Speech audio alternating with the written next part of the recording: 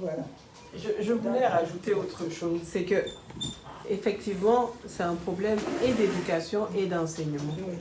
Parce que souvenons-nous, il y a une chanson qui nous dit dans l'église céleste au Père, fais de moi un homme de C'est paix. le cantique 162. Avant d'aller prendre ces oncions-là, il faut le chanter. Parce que une embrouille dans le sein des saints, c'est grave. C'est plus que grave. Mais ça fait partie de la malédiction. Voilà. Et il y a un peuple derrière qui suit, et il y a un peuple qui se fait le malin plaisir de prendre parti. En disant, nous on est avec tel, mais oui, vous avez fait ça. Mais non, on est un seul peuple. Voilà. Pour un seul Dieu. Donc finalement, c'est de l'idolâtrie pure et simple qui faisait là. Ça avait l'air de la sorcellerie en fait. Ça fait couler les larmes. Ça fait couler les larmes pour notre belle église. Bien sûr. Je pense que c'est pas possible. Mais comme vous êtes génial, j'aimerais que vous nous chantiez ce cantique, les mamans. C'est le cantique 162. Alléluia. Alléluia. Oui, avant que les mamans chantent, je vais rajouter quelque chose. Concernant ce cas qui est un peu pathétique, si je peux utiliser le terme. Je crois que nos deux dévanciers qui ont brillé par un exemple, mais excuse-moi le terme toujours abject, en ce qui concerne les valeurs de l'Église. Je crois que pour les deux papas là, à mon humble avis, la notion d'humilité a manqué. Bien sûr. Oui. Pour les deux. Oui.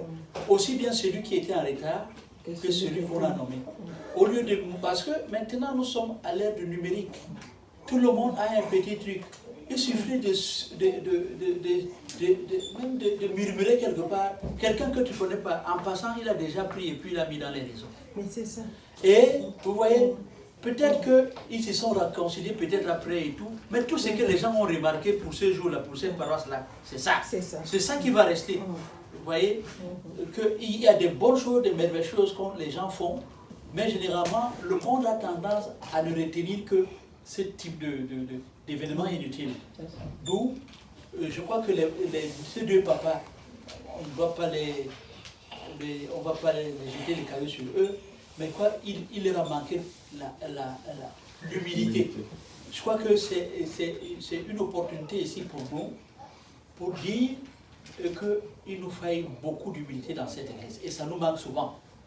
Parce que ce que nous voyons là, nous parlons de ce cas précis, je ne crois pas que nous-mêmes nous soyons modèles. Quand je parle de l'église dans son ensemble. Avoir tout ce qui arrive par rapport aux enseignements qu'on a eus dès le début et que beaucoup de gens ont rejeté, je crois que cette notion d'humilité, ça nous a manqué. D'autant plus que Papa Ochofa a dit que dans cette église, c'est celui-là qui paraît être victime, qui paraît être offensé, c'est cette personne-là qui, en premier, demande pardon. Nous manque vraiment cette humilité, il a manqué cette humilité à nous. C'est le moment, nous sommes en nouvelle année, c'est le moment de vœux, c'est une opportunité pour nous de demander à Dieu, dans cette église, de nous accorder encore beaucoup plus d'humilité. Que le nom de Dieu soit béni. Oui, ce que tu dis là, papa, c'est vrai. C'est vrai ce que tu dis, qu'il y a un manque d'humilité. Mais en même temps, encore, on souligne que c'est vrai, mais on souligne quand même, il y a aussi l'éducation. Parce que dans nos familles, ici c'est dans nos familles, dans nos maisons, il y a quelque chose, un problème qui arrive, ou bien une façon de faire qui arrive. La personne, je suis sûre que la personne allait prendre, comment dire, la personne allait rentrer en lui-même avant de poser cet acte-là. Là, c'est à l'église. Mais comment il vit chez lui-même? Comment il vit dans sa famille? Comment il vit avec son entourage? C'est une question aussi de... C'est comme si on critiquait un peu. Parce que supposons, on ne sait pas comment tout ce qui s'est passé derrière pour que la personne puisse arriver en retard, pour que ça en arrive là. Parce que supposons que la personne s'est déjà peut-être préparée spirituellement, peut-être s'est déjà mis dans certaines conditions. Normalement, dans l'église, quand il sait qu'il doit conduire un culte, il devait dormir là. Normalement, c'est ce qui était dit, c'est ce qui se fait normalement.